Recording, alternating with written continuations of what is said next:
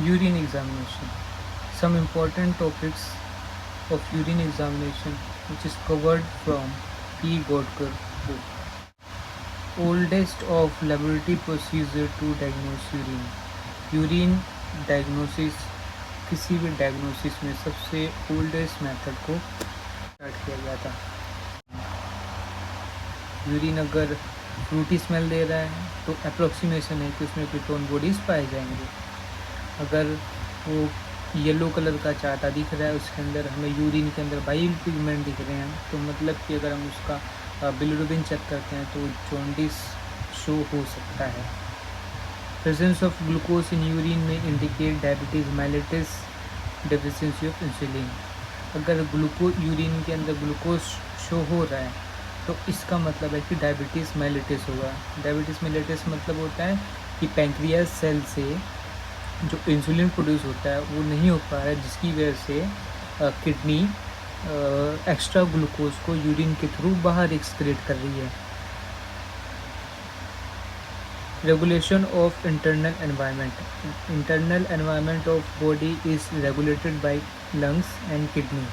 Lungs और kidney द्वारा regulate किया जाता है। तो जो लंग्स होता है वो कार्बन डाइऑक्साइड, ऑक्सीजन और जो पीएच है और ऑक्सीजन लेवल है, कार्बन डाइऑक्साइड लेवल है, उसी को मेंटेन करता है।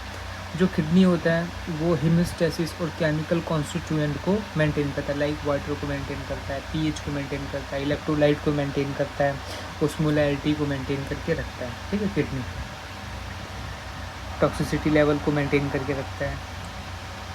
नेक्स्ट पॉइंट है regulation of internal environment bye kidney is composite of 3 process.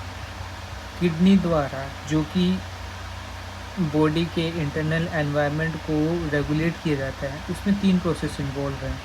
First है फिल्ट्रेशन ऑफ ब्लड प्लाज्मा, मतलब कि जो ब्लड किडनी तक आता है उसका फिल्ट्रेशन होता है। दूसरा reabsorption of threshold substance required for metabolic process, example sugar, fatty acid, amino acid and salt, water. कुछ ऐसे कॉन्स्टिट्यूएंट्स जो कि ग्लोमेरुलस के आके फ़िल्टर हो गए हैं, बट बॉडी के अंदर उनका अमाउंट कम है, तो उसको रीएब्जॉर्ब किया जाता है। वो थ्रेशोल्ड पे है, मतलब कि बॉडी को चाहिए बट वो ग्लोमेरुलस के पास आने के बाद वो फ़िल्टर हो गए तो वो रीएब्जॉर्ब हो जाते हैं। तो reabsorption is also important thing. Secretion of certain substance, example creatinine, potassium, uric acid, inorganic phosphate and hydrogen ion. Body के अंदर बहुत सारे वेस्टेज रिलीज़ होते हैं, जैसे creatinine, extra potassium, uric acid, inorganic phosphate and H+ मतलब hydrogen ion. ठीक है, जो कि जब वाटर एंड कार्बन डाइऑक्साइड मिलते हैं तो उसके बाद हाइड्रोजन कार्बोनेट बनता है ना, आयन बनता है, उसके बाद एक H+ रिलीज़ हो जाता है। तो उसी की वजह H+ रिलीज़ होने की वजह से यूरिन का जो कंसनट्रेशन होता है, वो जो उसका pH होता है वो एसिडिक होता है। नाउ नेक्स्ट पॉइंट है number of nephron presence in each kidney. हर एक किडनी में अप्रोक्सीमेट कितने नेफ्रॉन्स हो सकते हैं? तो 1 million of millions of nephrons होते हैं। ठीक है, ठीक है।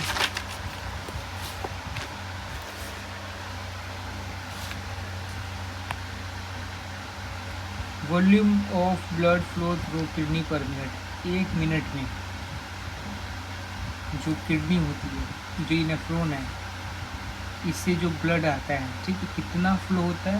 1 लीटर पर मिनट। हर मिनट में 1 लीटर यहाँ से फ्लो होकर चला जाएगा। 1 मिनट में 1 लीटर फ्लो हो जाता है यहाँ पे। ठीक है, वो फ्लो होने के बाद यहाँ से ग्लोमेरुलस है, ग्लोमेरुलस कैप्सूल, वहाँ से कितना फिल्टर होके आता है? वो है 120 ml पर मिनट।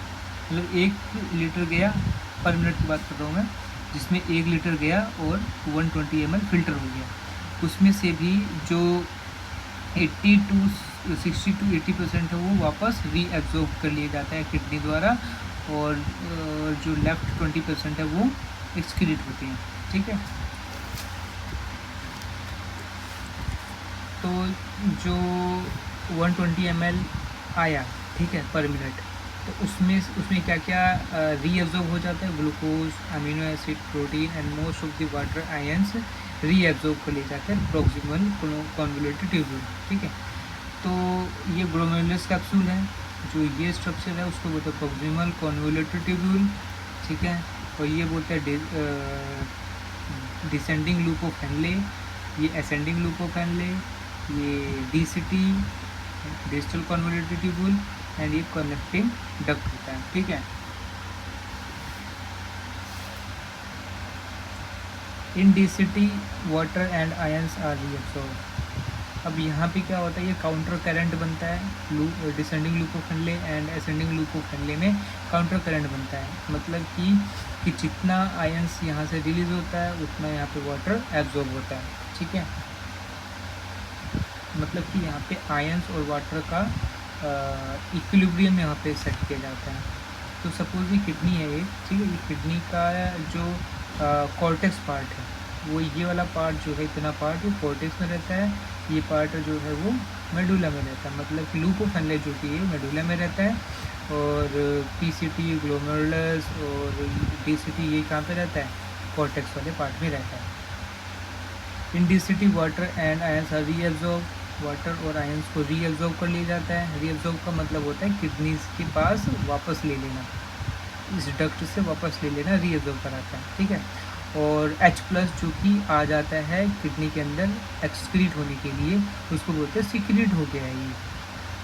ठीक है, रिलीज हो गया है या सिक्रीट हो गया है, और वापस जब ले लेते हैं तो उसको एब्जॉर्ब बोलते हैं, रीअब्जॉर्ब बोलते हैं। About 180 litre of filtrate is formed in 24 hour. ठीक है, जो यहाँ से फिल्टर होता है वो लगभग अगर 24 घंटे में अगर देखा जाए तो 180 लीटर फिल्ट्रेट फॉर्म होता है, जिसमें से 99% रीअब्जॉर्ब कर लिया जाता है। जो फिल्ट्रेट आया उसमें से 99% रीअब्जॉर्ब किया जाता है, मतलब कि अबाउट 1200 से लेकर 1500 ml पर आवर जो फिल्टर होता है वो यूरिन वो फॉर्म होता है। तो लिखा ना only 1500 ml to 1800 ml urine is excreted in 24 hours. ठीक, 24 घंटे में 1500 से लेकर 1800 ml यूरिन एक्सक्रीट होता है। नाउ हम पढ़ते हैं acidification of urine. Urine acidic कैसे बनता है?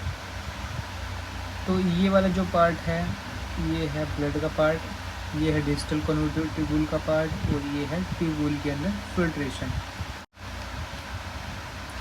अब मिनरलोकॉर्टिकॉइड एक हार्मोन होता है, ग्लूकोकॉर्टिकॉइड, मिनरलोकॉर्टिकॉइड ये हार्मोन होते हैं जो कि एड्रेनल ग्लैंड से रिलीज होते हैं। अब यहाँ पे mineralocorticoid exert an influence by controlling the absorption of sodium and secretion of potassium ion in the digital converted tubule. Converted tubule में मिनरलोकॉर्टिकॉइड क्या रिलीज होता है? मिनरलोकॉर्टिकॉइड जब रिलीज होता है किडनी से, सॉरी एड्रेनल ग्लैंड से, तो उसका ये काम होता है कि सोडियम को रीअब्जॉर्ब कर ले, मतलब कि वो किडनी में वापस ले ले और सिक्रीट कर दे। क्या फेंकना है? फेंकना में वेस्ट के रूप में जो फेंकना है वो पोटेशियम आयन, पोटेशियम आयन को वेस्ट के रूप में फेंका जाता है और सोडियम को रीअब्जॉर्ब कर लिया जाता है। ठीक है, ये प्रोसेस किसी वजह से होता है? मिनरलोकॉर्टिकॉइड की वजह से। अब एक है ADH, anti diabetic hormone. Anti diabetic hormone क्या होता है? वो हमारे पिट्यूटरी ग्लैंड से रिलीज होता है।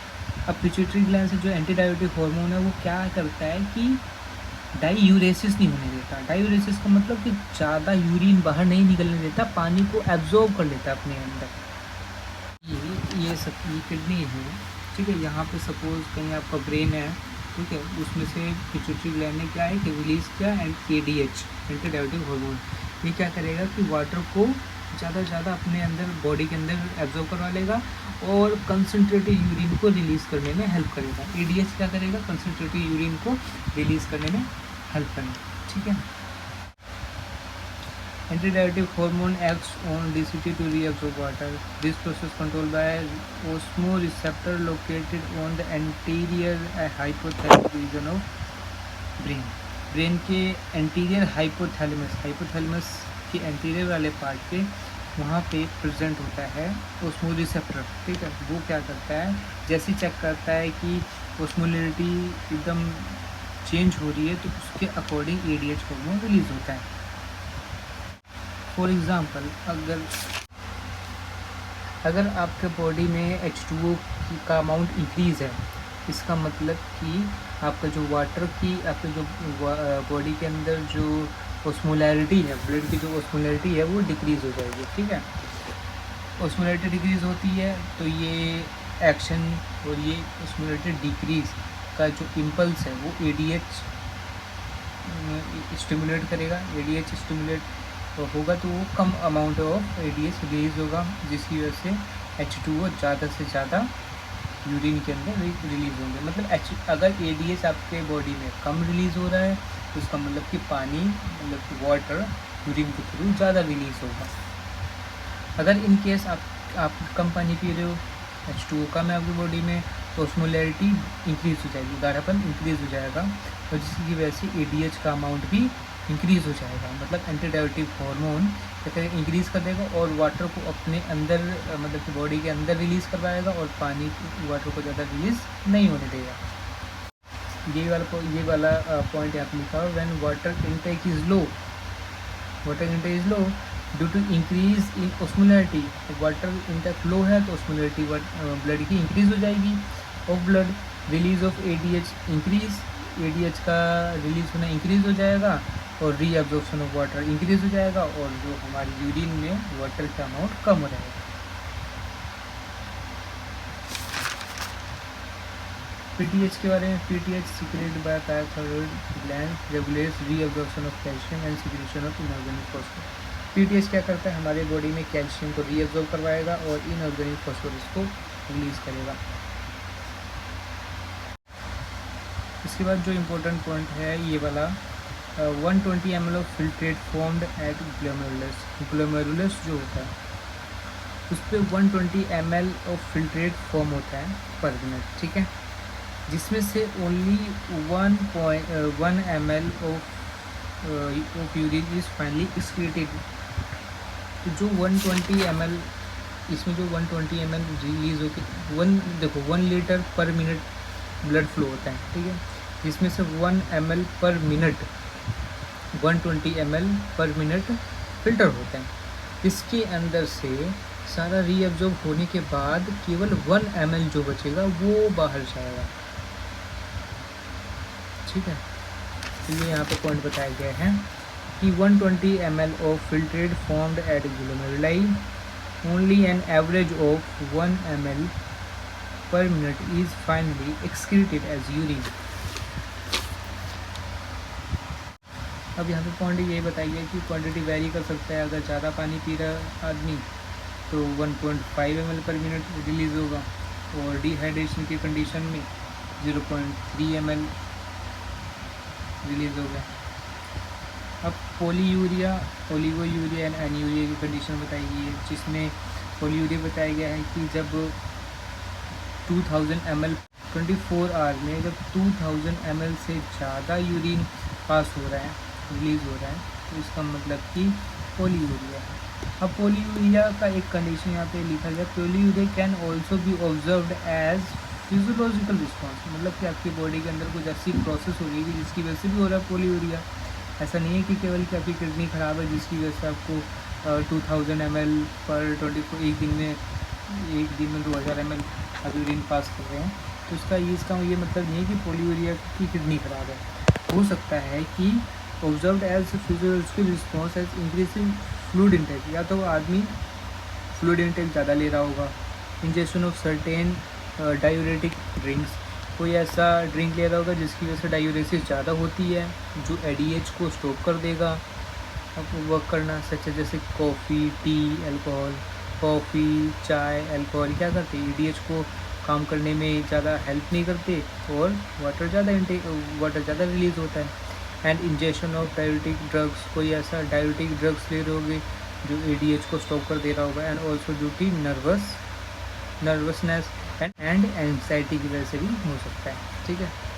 अब ओलिगोयूरिया मतलब कि डिक्रीज इन यूरिन वॉल्यूम, जब 500 ml पर 24 आवर्स पर डे से कम अगर यूरिन पास हो रहा है, रिलीज़ हो रहा है, मतलब ओलिगोयूरिया। एनीयूरिया कंडीशन, जब बॉडी से यूरिन पास ही हो रहा है, दैट इज नोन एज एनीयूरिया। ना कंपोजिशन ऑफ नॉर्मल यूरिन, जो नॉर्मल यूरिन है उसका क्या कंपोजिशन होना चाहिए। वॉल्यूम अप्रॉक्स 600 ml से लेके 2000 ml पर 24 आवर होना चाहिए। स्पेसिफिक ग्रेविटी 1.003 से लेके 1.030 होनी चाहिए। रिएक्शन पीएच इसका एसिडिक होना चाहिए, मतलब 4.7 से लेके 7.5 होना चाहिए। एवरेज 6.0 होना चाहिए। टोटल सॉलिड मतलब प्रोटीन्स का अमाउंट है यहाँ पे,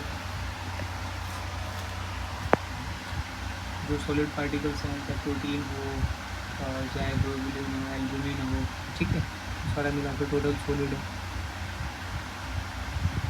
तो यहाँ पे लिखा हुआ है कि जैसे यूरिन कलेक्ट होता है विद इन 1 आवर आपका यूरिन प्रोसेस हो जाना चाहिए। अगर नहीं हो पाता तो उसको आप स्टोर करके रखेंगे 2 to 8 डिग्री सेल्सियस रेफ्रिजरेटर में, ठीक है। अगर आप नहीं स्टोर करते, अगर रूम टेम्परेचर पर रखते हैं तो क्या क्या हो सकता है, lysis of RBC by hypotonic urine. अगर आप स्टोर करके नहीं रखोगे तो आरबीसी की लाइसिस हो जाएगी। डिकम्पोजिशन ऑफ कास्ट, जैसे डब्ल्यूबीसी, एपिथेलियल वगैरह या जो भी हैं उनका लाइसिस हो जाएगा, डिकम्पोजिशन हो जाएगा। बैक्टीरियल मल्टीप्लाई करने लग जाएंगे, जिसकी वजह से जैसे यूरिया अमोनिया में कन्वर्ट होने लग जाएगा। और ज़्यादा मल्टीप्लिकेशन होंगे वो तो ग्लूकोज का यूज़ करेंगे तो ग्लूकोज की वैल्यू भी कम हो जाएगी, ठीक है। ये फॉर्मेशन ऑफ अमोनिया वाली बात है, जब यूरिया से अमोनिया ज़्यादा बनने लग जाएगा। अब यूरिन प्रिजर्वेशन, यूरिन कैसे करें प्रिजर्व कर, यूरिन फॉर्मेलिन एंथाइमोल एंड क्लोरोफॉर्म का यूज़ करके हम यूरिन को प्रिजर्व कर सकते हैं। इनके हम 2 ml पर 100 ml of urine, 2 ml of toluene in 100 ml of urine use करते हैं। Good for chemical constituent but not effective if bacteria already present. अगर बैक्टीरिया पहले से प्रेजेंट है तो टोलुइन डालने पे कोई भी इफेक्ट नहीं पड़ेगा। फॉर्मेलिन 3 ड्रॉप पर 100 ml of urine. Good for sediments, अगर सेडिमेंट आपने बना दिया है, ठीक है, और आपको प्रिजर्व करके रखना है तो आप फॉर्मेलिन डाल दो, बट प्रोटीन जो होता है वो प्रेसिपिटेट हो जाते हैं इसमें। थाइमोल 1 स्मॉल क्रिस्टल डालो पर 100 ml ऑफ यूरिन। में interfere with acid precipitation of protein, acidic. Chloroform 5 ml पर 100 ml of urine. 100 ml urine में 5 ml आप क्लोरोफॉर्म डालो। Forms upper layer, it cause change in the urine cellular component. अगर हम chloroform डालते हैं तो इसके सेलुलर कंपोनेंट में चेंजेस कर सकते हैं। Thank you for watching this urine examination के नोट्स। ये मैंने पी बोडकर, जो कि एक फेमस बुक है किसी भी लैब टेक्नीशियन के लिए, तो वहाँ से मैंने ये नोट्स तैयार किए था। आई होप ये आपको हेल्पफुल रहे।